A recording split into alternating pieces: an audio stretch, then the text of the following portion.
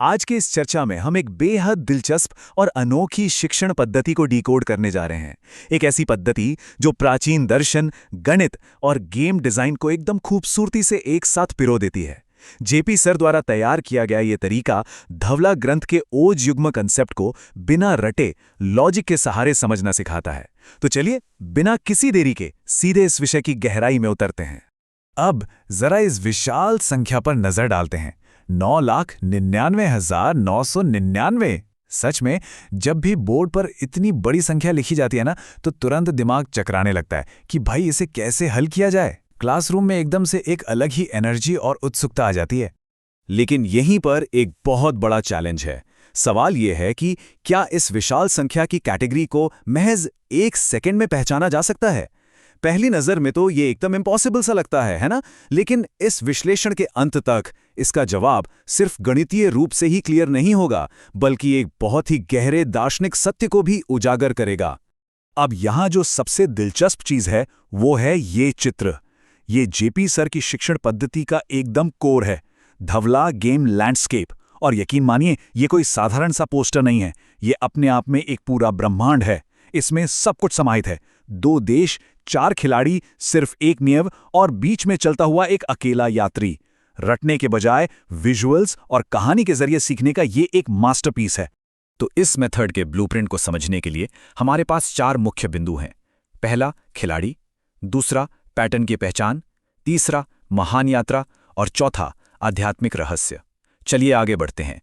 शुरुआत करते हैं हमारे पहले खंड से, द प्लेयर्स 4 एंड नो मोर। कल्पना करते हैं एक बहुत बड़े स्टेडियम की। आमतौर पर खेलों में 11 खिलाड़ी होते हैं, राइट?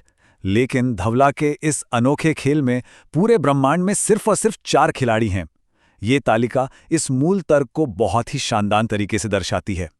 नियम सिंपल है, 4 का भाग देने पर जो शेष यानी रिमाइंडर बचता है वही खिलाड़ी की पहचान है।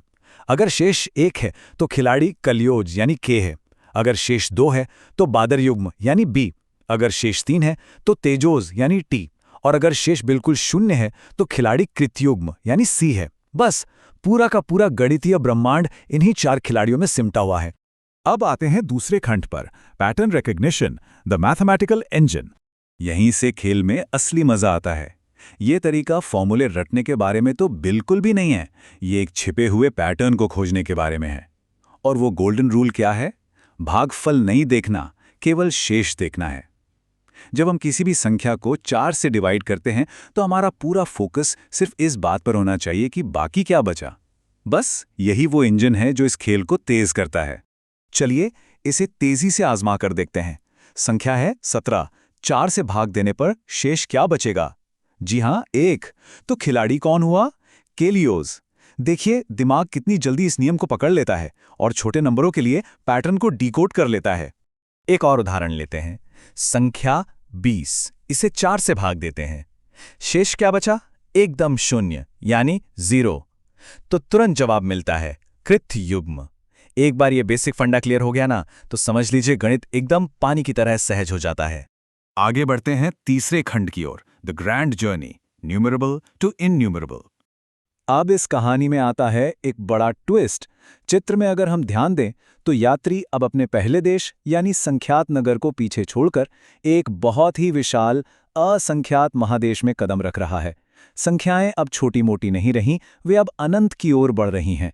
आसपास का पूरा माहौल एकदम बदल चुका है। इतने बड़े बदलाव को देखकर एक बहुत ही स्वाभाविक सा सवाल उठता है। देश बदल गया, नगर बदल गया, तो क्या इतने बड़े महादेश में जाने पर कोई रहस्यमयी 5वां खिलाड़ी गेम में एंट्री लेगा? और यहीं पर सबसे बड़ा गणितीय और तार्किक सच सामने आता है, नहीं, नियम बिल्कुल नहीं बदलता। संख्या चाहे कितनी भी विशाल क्यों ना हो जाए, चाहे वो हमारी शुरुआत में देखी गई संख्या 99,999 ही क्यों ना हो, खिलाड़ी केवल 4 ही रहेंगे। 4 से भाग देने का यह नियम चट्टान की तरह अपनी जगह पर कायम रहता है। और अब हमारा आखिरी और सबसे अहम खंड, the climax, the spiritual translation.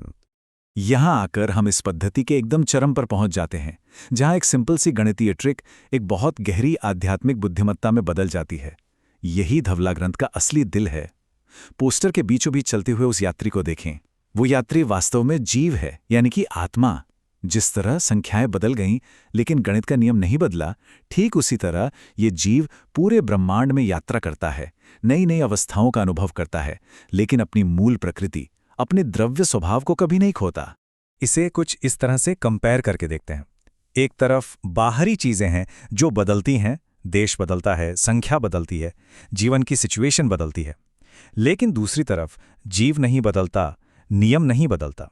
बाहरी अवस्था, जिसे पर्याय कहा जाता है, वो लगातार बदलती रहती है, लेकिन जो मूल द्रव्य है ना, वो हमेशा शाश्वत रहता है, हमेशा कायम रहता है। तो कुल मिलाके टेक अवे क्या है? ये पूरी पद्धति सिर्फ गणित या औज युग्मों के भेदों को याद करने तक सीमित नहीं है। इसका असली मकसद हमें लॉजिकल पैटर्न के जरिए जीवन के शाश्वत नियमों के साथ जीना सिखाना है। जब जिंदगी में हालात बदलें, वक्त बदले, तो हमें कंफ्यूज नहीं होना है। अगर हम इस परम नियम को समझ लेते हैं तो जीवन में कभी कोई भ्रम नहीं होगा। चलिए इस पूरी चर्चा का समापन जेपी सर के एक बहुत ही पावरफुल विचार के साथ करते हैं।